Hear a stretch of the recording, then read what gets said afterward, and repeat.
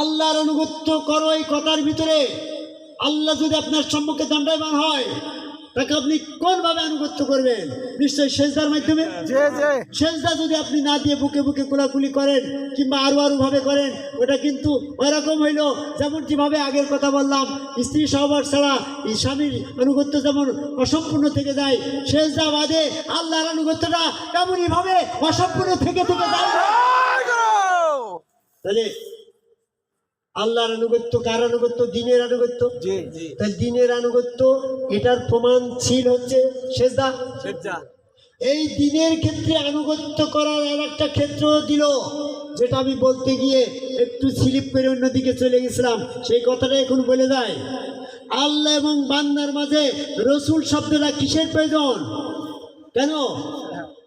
আল্লাহ তো আল্লাহ, আল্লাহর আনুগত্য করবো, আল্লাহ আল্লাহ করবো। আমি কয়বার